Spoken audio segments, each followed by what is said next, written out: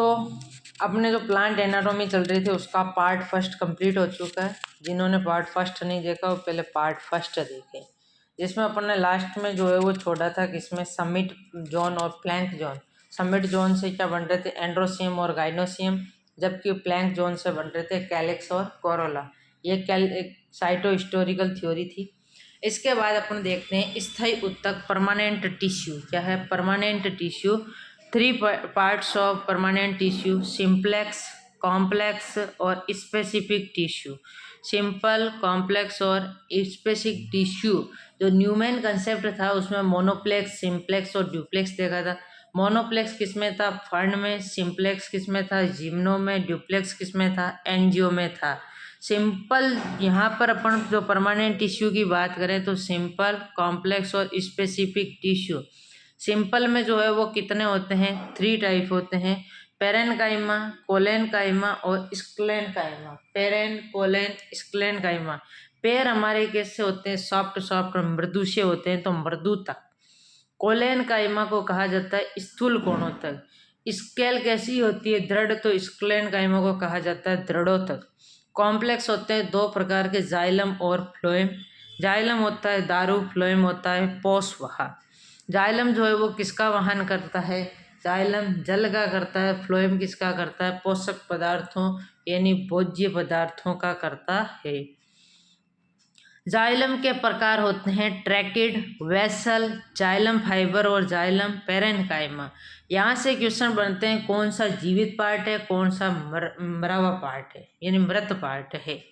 तो यहाँ पर तो जाइलम के हो गए ट्रैकिड, वेसल, जाइलम फाइबर और जाइलम पेरेनकाइमा। जब भी कोई जाता है तो पैरों से जाता है, और पैरों से कभी जाएगा, जब वो जीवित होगा। तो जाइलम का तो पैर जिंदा है, जाइलम का तो क्या है, पैर जिंदा है, यानी पेरेनकाइमा जीवित है, बाकी सब क्या होते हैं, मृत। ट्रैकिड, वेसल्स क्या होते हैं, मृत होते हैं। वाहिनिका, वाहिका, जाइलम तंतु और जाइलम मर्दूतक। जाइलम मर्दूतक होता है जीवित और बाकी क्या होते हैं, मृत। उसके बाद में पोषवाहा में कंपेनियन सेल, सह कोशिका और चालनी कोशिका तो होती है जीवित, और पेरेनकाइमा होते हैं जीवित है। देखो बाकी जीवित बाकी तो जो है उसका उल्टा देखो, यहाँ पर चेंज है जो है वो फाइबर और पेरेनकाइमा में ही चेंज है। यहाँ पर पैर जीवित है और वहाँ पर भी पैर जीवित है, क्या है, जीवित है। यहाँ पर ओनली फॉर पैर ही जीवित है, बाकी सब मृत है, और वहाँ पर बाकी सब जीवित है, केवल कौन मृत है, फाइबर। कौन मृत है, फाइबर। और आरपीएससी में क्वेश्चन था फ्लोएम फाइबर क्या होता है, मृत होता है। तो फाइबर की कोई चीज़ है वो क्या होगी, फल में यदि फाइबर का फल आ गया तो इंसान मर जाएगा, क्या हो जाएगा, मर जाएगा। तो फ्लोएम फाइबर मृत है, जबकि जाता यदि पैरों से जाता है मतलब वो जीवित है। बस ये याद रखो, बाकी उल्टे सुल्टे एक एक ये याद रख लो कि जाइलम पेरेनकाइमा जीवित है, बाकी सब मृत है। फ्लोएम फाइबर मृत है, बाकी सब जीवित है। फ्लोएम के टाइप कौन से हैं, sieve cell, companion cell, phloem parenchyma और फ्लोएम फाइबर। चालनी कोशिका, सह कोशिका, पेरेनकाइमा, मर्दूतक और फाइबर तंतु। इसके बाद में स्पेसिफिक टिश्यू जो है वो 2 तरीके के होते हैं, लेटेक्स और ग्रंथिल। ग्रंथिल लैटिक और ग्लैंडिकुलर होते हैं। तो स्थायी उत्तक की बात करें तो 3 इसमें प्रकार हैं, सिंप्लेक्स, कॉम्प्लेक्स और स्पेसिफिक। सिंपल में कौन कौन से हैं, पेरेनकाइमा, कोलेनकाइमा, स्क्लेनकाइमा। और कॉम्प्लेक्स में 2 है, जाइलम और फाइबर। जाइलम के प्रकार होते हैं ट्रैकिड्स, वेसल, जाइलम फाइबर। ये होते हैं मृत, जाइलम पेरेनकाइमा होता है जीवित। इसके बाद में फ्लोएम। फ्लोएम में जो होती है सीव सेल, कंपेनियन सेल और फ्लोएम पेरेनकाइमा, ये तो होते हैं जीवित। फ्लोएम फाइबर क्या होता है, मृत। स्पेसिफिक टिश्यू में केवल कितने टाइप होते हैं, 2 टाइप, लैटिस और ग्लैंडिकुलर। फ्लोएम फाइबर को क्या कहा जाता है, लिब्रिफॉर्म फाइबर। क्या कहा जाता है, लिब्रिफॉर्म फाइबर कहा जाता है, जबकि जाइलम फाइबर को जाइलरी फाइबर ही कहा जाता है। फल कैसे होते हैं, लिप लिपे से होते हैं, तो लिब्रिफॉर्म फाइबर कहते हैं। इसके बाद में अपना देखा जाता है पेरेनकाइमा। पैर कैसे होते हैं, मृदु मृदु होते हैं, तो आधारभूत ऊतकें, तो पैर क्या होते हैं अपने जो है वो जीवन का क्या है, आधार है। पैर क्या होते हैं, जीवन का आधार है। तो पेरेन्काइमा क्या होते हैं, आधारभूत ऊतक। पेरेन्काइमा कैसे ऊतक हैं, आधारभूत ऊतक है। सर्वप्रथम पैर किसने देखे थे, जब बाई जी आए थे तभी तो अपन ने पैर देखे थे। बाई के क्या देखे हैं, पैर।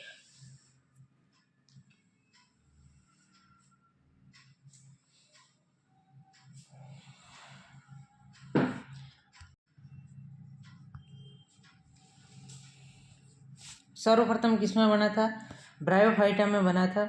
इसके बाद में यह किस किस के आधार पर सबसे आदिम ऊतक है, यानी प्राचीन ओल्डेस्ट टिश्यू कौन सा है, पेरेन्काइमा है। किस किस में देखा गया था, एनाटोमी, फिजियोलॉजी, फाइलोजेनी। फाइलोजेनी जाति वर्तीयता के आधार पर सबसे आदिम ऊतक है। इस ऊतक का प्राथमिक कार्य क्या है, भोजन का संग्रह है। मान लो ऐसी कोई विपदा आ गई कि अपने को भोजन जो है वो भाग भाग के इकट्ठा करना पड़े, तो यदि अपने पैर सही सलामत है, क्या है, पैर सही सलामत है, तो अपन क्या करेंगे, दौड़ दौड़ के भोजन ले आएंगे। तो पेरेन्काइमा यह आधारभूत ऊतक है, क्या है, आधारभूत ऊतक है। सर्वप्रथम किस में बना था, ब्रायोफाइटा में बना था।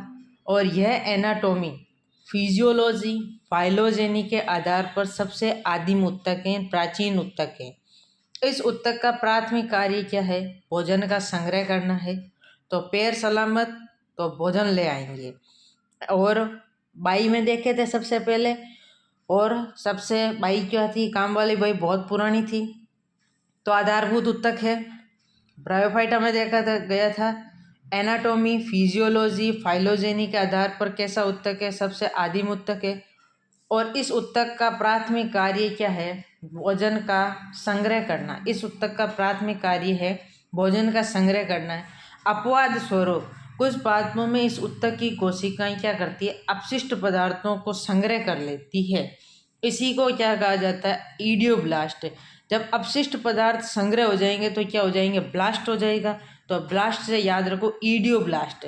एग्जाम्पल है जलकुंभी। एग्जाम्पल कौन सा है, जलकुंभी। और इसी जलकुंभी को कहा जाता है बंगाल का शोक। क्या कहा जाता है, बंगाल का शोक कहा जाता है। और इस ऊतक में प्राइमरी सेकेंडरी दोनों में सेल वॉल पाई जाती है, जो किसकी बनी होती है, कोशिका भित्ति किसकी बनी थी, सेलुलोज और पैक्टिन की। प्राथमिकता किसको दोगे, सेलुलोज को। वही बात है कि इस ऊतक में प्राइमरी और सेकेंडरी दोनों सेल वॉल पाई जाती है, जो सेलुलोज व पैक्टिन की बनी होती है। और इनकी कोशिकाओं के बीच में 14 स्पर्श रेखीय तल होते हैं। 14 जो होते हैं वो स्पर्श रेखीय तल होते हैं। तो पेरेन्काइमा में सबसे पहली चीज क्या देखी, आधारभूत ऊतक है। सर्वप्रथम किसमें देखा था, ब्रायोफाइटा में। एनाटोमी, फिजियोलॉजी, फाइलोजेनी के आधार पर कैसा ऊतक है, सबसे आदिम ऊतक है। और इस ऊतक का प्राथमिक कार्य क्या था, भोजन का संग्रहण करना। अपवाद स्वरूप क्या था कि कोशिकाओं में अपशिष्ट पदार्थों को संग्रहण करते हैं, तो उसे ईडियोब्लास्ट कोशिका कहती है। और ये एग्जाम्पल किसमें देखा था, जलकुंभी में। जलकुंभी को क्या कहा जाता है, बंगाल का शोक। और इस ऊतक में प्राइमरी सेकेंडरी दोनों सेल वॉल पाई जाती है, जो किसकी बनी होती है, सेलुलोज और पैक्टिन की बनी होती है। इस कोशिका के बीच में कितने स्पर्श रेखीय तल होते हैं, 14 स्पर्श रेखीय तल होते हैं। पेरेन्काइमा का रूपांतरण होता है 4 चीज में, एरेन्काइमा, पेरेन्काइमा, स्टिलेट पेरेन्काइमा और क्लोरेन्काइमा में होता है। तो सबसे पहले अपन देखेंगे एरेन्काइमा। एरेन में क्या होगी, एयर। और एयर होती है किसी भी चीज़ में एयर भरी होती है तो वो क्या करती है, तैरने का काम। तैरने का काम करती है, मतलब वो उत्प्लावकता प्रदान करती है। क्या करती है, उत्प्लावकता। और तैरते किस में है, पानी में। तो पानी में जो पादप ऊपर तैरते हैं वो पादप कौन से होते हैं, हाइड्रोफाइट्स। और जो बूंद होती है, वायु की बूंद होती है, वो कैसी होती है, गोल। तो इनकी कोशिकाएं कैसी होती है, गोलाकार। और जब कोशिकाओं के बीच में गैप होगा तभी तो उनके बीच में हवा भरेगी। तो ये क्या होती है, एरेन्काइमा में क्या होती है, वायु मर्दूतक में उत्प्लावकता प्रदान करती है। कोशिकाएं क्या होती है, इनके बीच में रिक्त स्थान होता है जहाँ पर वायु भर जाती है। और उत्प्लावकता जल में करती है, तो इसीलिए इनको हाइड्रोफाइट्स कहते हैं। और कोशिकाएं कैसी होती है, कोशिकाएं गोलाकार होती है। और इनके बीच में सर्वाधिक गैप होता है, एयर भरी रहती है। इसके बाद में आता है प्रोजेनकाइमा। क्या आता है? प्रोजेनकाइमा यानी दीर्घ मर्दूतक। प्रोजेनकाइमा दीर्घ मर्दूतक यानी ये क्या होती है? लंबी लंबी कोशिका होती है। सिरे इनके क्या होते हैं? नुकीले सिरे वाली होती है। नुकीले सिरे किसके होते हैं? जड़ों के। और जड़ों में भी किसके होते हैं? परिरंभ में, जड़ों के परिरंभ में होती है। इसके बाद में स्टिलेट पेरेन्काइमा तारकीय मर्दूतक। तारे जैसी होती है, यानी ये केले के पर्णाधार, केले का छिलका अपन छीलते हैं तो इसी तरह से छीलते हैं, तो केले के पर्णाधारों में ये होती है। कहाँ होती है? केले के पर्णाधारों में। तो एरेनकाइमा हो गई, उत्प्लावकता प्रदान करती है, हाइड्रोफाइट्स में होती है, गैप होता है, कोशिका गोलाकार होती है और हवा भरी रहती है। प्रोजेनकाइमा में कैसी होती है? नुकीलेकार होती है, सिरे और जड़ों के परिरंभ में होती है। स्टील जो होती है तारे के समान होती है और केले के पर्णाधार में होती है। इसके बाद में अपने आती है क्लोरेनकाइमा यानी हरित मर्दूतक। जब एक प्रारूपिक पेरेनकाइमा में क्लोरेनकाइमा होता ही नहीं है, लेकिन क्लोरेनकाइमा में क्लोरोप्लास्ट होता है।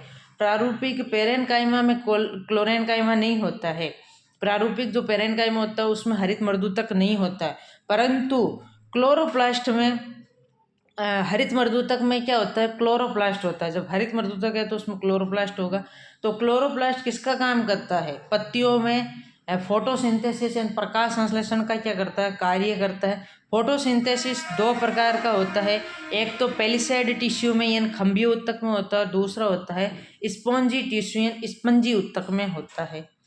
तो जो सबसे पहले पेलिसेड होता है, ये पेलिसेड में क्या होता है कि खंभे के समान होती है संरचना और खंभों के समान होती है, और ये होता कहाँ पर है? पत्ती की ऊपरी सतह पर। खंभे के ऊपर होता है तो पत्ती की ऊपरी सतह पर होता है, और इसमें कोशिकाएं क्या होती है? बहुत पास पास। खंभे क्या होते हैं? पास पास।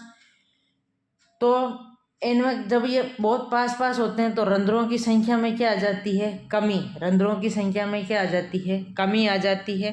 तो रंध्र कम होंगे तो वाष्पोत्सर्जन भी क्या होगा? कम। वाष्पोत्सर्जन कम होगा, वेपोराइजेशन कम होगा, तो क्लोरोप्लास्ट उसमें क्या होगा? अधिक होगा। क्या होगा? अधिक होगा। और ये किस में होते हैं? ये डाइकोट्स में होते हैं। किस में होते हैं? डाइकोट्स में होते हैं। पेलिसेड खंभीय ऊतक कहाँ होते हैं? वापस देखो, ये होते हैं पत्ती की ऊपरी सतह पर होते हैं, यहाँ पर। तो कोशिकाएं क्या होती है? पास पास होती है। कोशिकाएं पास पास होगी तो ये रंध्र क्या हो जाते हैं? कम हो जाते हैं। रंध्र कम तो वाष्पोत्सर्जन कम, और तो क्लोरोप्लास्ट क्या होगा? अधिक। ये पत्ती की ऊपरी सतह पर थे। स्पंज जो होते हैं वो पत्ती की निचली सतह पर होते हैं, और स्पंज जो होते हैं वो क्या होते हैं? सेल दूर दूर होती है। तो रंध्र क्या होते हैं? ज़्यादा होते हैं, तो वाष्पोत्सर्जन भी क्या होगा? ज़्यादा। तो क्लोरोप्लास्ट क्या होगा? कम। ये किस में होता है? मोनोकोट्स में। किस में होता है? मोनोकोट में होता है। और डोरवेंसिबल किस में होता है? डाइकोट्स में। और आइसोबाइलेटरल किस में होता है? मोनोकोट में होता है। अधिकांश पादपों में रंध्र मुख्यतः पत्ती की निचली सतह पर होते हैं। ज़्यादातर पादपों में, अधिकांश पादपों में ऐसी पत्ती को अधोरंध्रीय हाइपोस्टोमेटिकल लीफ कहते हैं। क्या कहते हैं? हाइपोस्टोमेटिकल लीफ। नीचे होते हैं वो हाइपोस्टोमेटिकल लीफ। और जो पादप मुक्त पल्लवी पादप होते हैं जो आसानी से तैरते रहते हैं, तो नीचे तो उनके पानी होता है, तो ऊपरी सतह पर क्या होते हैं? रंध्र उपस्थित होते हैं, तो उसको ऊपर की एपिडर्मिस कहते हैं, तो एपिस्टोमेटिक लीफ कहेंगे। क्या कहेंगे? एपिस्टोमेटिक लीफ। जब जल निमग्न पादपों में स्टोमेटा एब्सेंट होते हैं, जब वो जल के अंदर है पादप, उनमें स्टोमेटा है ही नहीं है, तो उन्हें कहते हैं पोटामोजेटोन पोटामोजिटोन कहते हैं, पोटामिजेटोन कहते हैं। और ये क्या होते हैं? वेजिटिजियल स्टोमेटा इन अवशेषी। वेस्टिजियल स्टोमेटा होते हैं। वेस्टिजियल स्टोमेटा यानी अवशेषी होते हैं। वेस्ट कहते हैं अवशेषी को, तो ये होते हैं। तो इसमें पेलिसेड हो गया अपने, स्पॉन्जी। पेलिसेड में ऊपर की तरफ, स्पॉन्जी में नीचे की तरफ। उसमें रंध्र पास पास, उसमें रंध्र दूर दूर। इसमें रंध्र की संख्या कम होती है, उसमें रंध्रों की संख्या ज़्यादा होती है। इसमें वाष्पोत्सर्जन कम होता है, उसमें वाष्पोत्सर्जन ज़्यादा होता है। क्लोरोप्लास्ट ज़्यादा होता है, क्लोरोप्लास्ट कम होता है। इसके बाद में अधिकांश जो पादप है उनमें रंध्र क्या होते हैं, निचली सतह पर होते हैं तो इनको हाइपोस्टोमेटिक कहा जाता है। ऊपरी सतह पर होते हैं तो इन्हें एपिस्टोमेटिक कहते हैं। और जो जल में डूबे होते हैं उनमें एब्सेंट होते हैं तो उन्हें पोटेमोजिटोन कहते हैं। और इनमें क्या होते हैं, ये रंध्र क्या होते हैं, अवशिष्ट होते हैं तो इन्हें वेस्टिजियल स्टोमेटा भी कहा जाता है। क्या कहा जाता है, वेस्टिजियल स्टोमेटा भी कहा जाता है। यह होता है पेरेन्काइमा कंप्लीट। इसके बाद में आता है कोलेनकाइमा। कोलर जो होती है वो क्या होती है, नरम होती है। तो स्थूल कोणोत्तक, इनको कहा जाता है स्थूल कोणोत्तक। इसमें क्या होता है, कोशिका पर यही होता है पेक्टिन और क्या होता है, सेलुलोज का जमाव। ये पेक्टिन और क्या होता है, सेलुलोज का जमाव होता है ये वाला। होने के कारण सेल की क्या हो जाती है, मोटाई बढ़ती है। क्या होती है, मोटाई बढ़ती है। याद रखो डिस्को, क्या याद रखना है, डिस्को। तो डाई से हो जाएगा, डाइकोट में होता है। कोस है, कोलेनकाइमा किसमें होता है, डाइकोट में होता है। और ये क्या करता है, जीवित यांत्रिक उत्तक कहते हैं इन्हें। क्या कहते हैं, जीवित यांत्रिक उत्तक। ये आधारभूत उत्तक नहीं है। जो पेरेन्काइमा थे वो आधारभूत उत्तक थे, ये आधारभूत उत्तक नहीं है। इनको जीवित यांत्रिक उत्तक कहते हैं। और यह कहाँ पर होते हैं, वो तो एपिडर्मिस में थे। ये होते हैं डाइकोट्स के तनों की हाइपोडर्मिस में होते हैं। डाइकोट्स में होते हैं मतलब मोनोकोट्स में नहीं होते हैं। वुड स्टेम में भी नहीं होते हैं, रूट में भी नहीं होते हैं। जो पादप हवा आती है और इधर उधर हवा के थपेड़े में कभी इधर जाता है कभी इधर, वो वरना तो टूट जाता है, परंतु कोलेनकाइमा उसको क्या करता है, यांत्रिक सहारा प्रदान करता है, सामर्थ्य प्रदान करता है। तो तेज आंधी बांधी से टूटने से इसको बचाता है। और इसमें क्लोरोप्लास्ट प्रेजेंट होता है, इसीलिए ये क्या करता है, फोटोसिंथेसिस करता है। और ये परिधीय भागों में होता है, पास वाले भागों में होता है। ये है कोलेनकाइमा।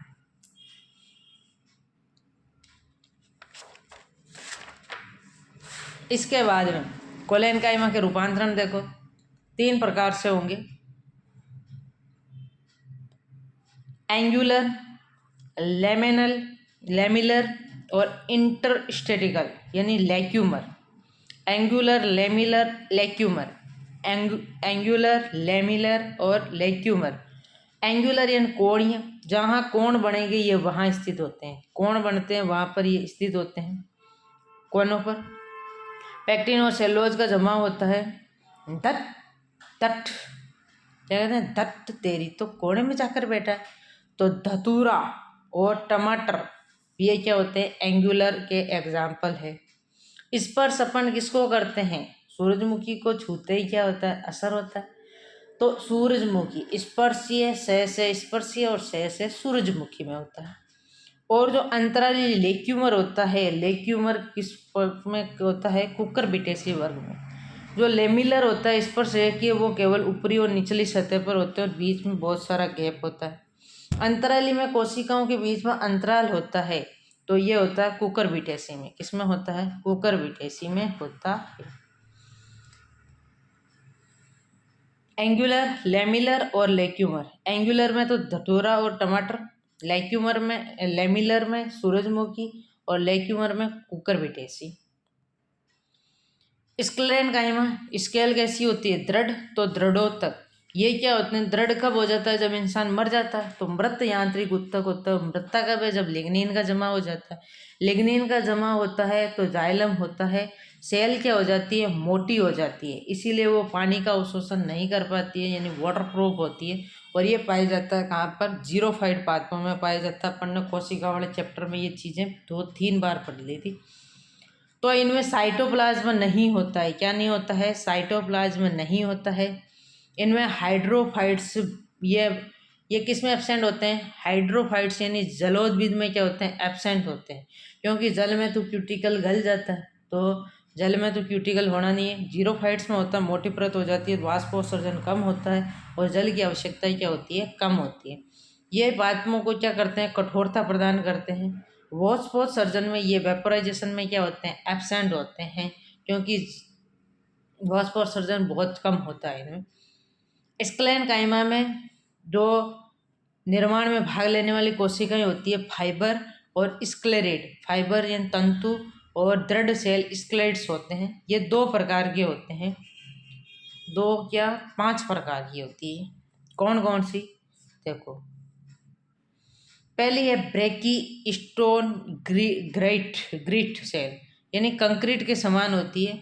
ये गुठली वाले पादपों में होती है। गुठली किस में होती है, बेर में होती है, आम में होती है, बादाम का कवच, अखरोट, नाशपाती, ये जो भी कवच वाले हैं, देखो बादाम कवच में निकलेगी, अखरोट कवच वाले में निकलेगा, नाशपाती में ऐसे ऐसे बीज होते हैं छोटे छोटे छोटे छोटे कंक्रीट के समान, बेर में गुठली होती है, आम में गुठली होती है। तो गुठली वाले पादप सब कंक्रीट में आएंगे, किसमें आएंगे, कंक्रीट में।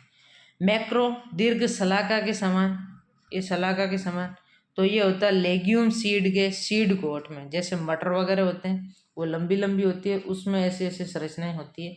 तो ये मैक्रो रोड या मेल पीगी। इसके बाद में ओस्टियोस्क्लेरोइड जो होता है वो हेकिया में होता है। किसमें होता है, हेकिया। ओस्टियो ओस्टियो स्टीव ने हेकिया या ओ याद रख लो, ओ माय गॉड। तो ओ से ओस्टियोस्क्लेरोइड और एच से हेकिया। ट्राइकोस्क्लेरिड और आर्टियोस्क्लेरिड, ट्राइकियो में तो इस तंतुओं में होते हैं, जबकि आर्टियो में तारे के समान होते हैं, और ये पल्लवी पत्ती जो तैरती पत्ती है उसके किनारों पर होते हैं। उत्पत्ति के आधार पर देखें तो सतही रेशे, जाइलरी फाइबर्स, बास्ट फाइबर यानी व्यापारिक रेशे, सॉफ्ट रेशे। सतही रेशे सीड कोट यानी बीज चोल अध्यावरण वहाँ पर होते हैं। यहाँ पर जो है वो क्या होते हैं, कॉटन फाइबर में इम्पोर्टेंट है, याद रखना। कॉटन फाइबर में कौन से हैं, सतही रेशे, बीज चोल। कॉटन फाइबर में लंबे लंबे ये तंतु वगैरह होते हैं, लंबे भी होते हैं और छोटे भी। छोटे को तो कहा जाता है हड्ज, लंबे को कहा जाता है लिंड्ज। और जो जटाएं होती है उनमें जो फाइबर दिखा, रेड सिल्क फाइबर, कैपॉक्स फाइबर, जो फाइबर रूपी जो जिसमें तंतु निकले होते हैं वो सब इसी में होते हैं, मुलायम तंतु। ऐसे सैकरम मूंजा में जाइलरी फाइबर्स होते हैं, जाइलम टिश्यू से बनते हैं, ये कठोर रेशे होते हैं और ये मुलायम रेशे होते हैं। ये इनका जो है वो कम ही उपयोग किया जाता है सैकरम मूंजा मोनोकोट्स में। कॉटन फाइबर, कॉर यानी जटा, कैपॉक्स फाइबर और सिल्वर फाइबर। इसके बाद बास्ट फाइबर यानी व्यापारिक रेशे यानी सॉफ्ट फाइबर सेकेंडरी फ्लोएम या पेरीसाइकिल से उत्पन्न होते हैं। सेकेंडरी फ्लोएम या किससे उत्पन्न होते हैं, पेरीसाइकिल से। अलसी तथा भांग के रेशों में पेरीवेस्कुलर फाइबर कहलाते हैं। अलसी और भांग के रेशे क्या कहलाते हैं, पेरीवेस्कुलर फाइबर कहलाते हैं, क्योंकि पेरीसाइकिल से ये बनते हैं। जैसे जूट, पटसन, सना, पटवा, ये जो होते हैं वो होते हैं। और सेकेंडरी फ्लोएम से बनते हैं, उनको कहा जाता है बास्ट। और सेकेंडरी जाइलम से बनते हैं, उनको कहा जाता है वुड। क्या कहा जाता है, वुड। तो उत्पत्ति के आधार पर ये रेशे हैं, सतही, जाइलरी और बास्ट। बास्ट वो होते हैं जो किससे बनते हैं, जो सेकेंडरी फ्लोएम से बनते हैं। सेकेंडरी फ्लोएम से वही बनते हैं जिसका निर्माण पेरीवेस्कुलर फाइबर से होते हैं। ये अलसी और भांग के रेशे होते हैं। ये जूट, सन, पटवा में होते हैं। और कॉटन फाइबर, कोर फाइबर, ये सुपरफिशियल यानी सतही रेशे, सीड कोट यानी अध्यावरण से बनते हैं। कॉटन फाइबर पूछा हुआ है, कॉटन फाइबर याद रखना। इसके बाद सैकरम मूंजा को खास इम्पोर्टेंट मतलब कम उपयोग में आता है, तो सबसे कठोर रेशे होते हैं जाइलरी फाइबर्स। तो ये होते हैं उत्पत्ति के आधार पर कंप्लीट। इसके बाद में कल अपन देखेंगे complex permanent tissue, xylem, phloem वगैरह। कल इसके ट्रैकेड, वेसिस वगैरह सब इसको डिटेल में देखेंगे। 2 पार्ट में इसको कंप्लीट कर दिया जाएगा। 2 पार्ट हो चुके हैं, 2 पार्ट में और होगा, कंप्लीट हो जाएगा। Thank you for watching video. मिलते हैं नेक्स्ट पार्ट में। जय हिंद, जय भारत।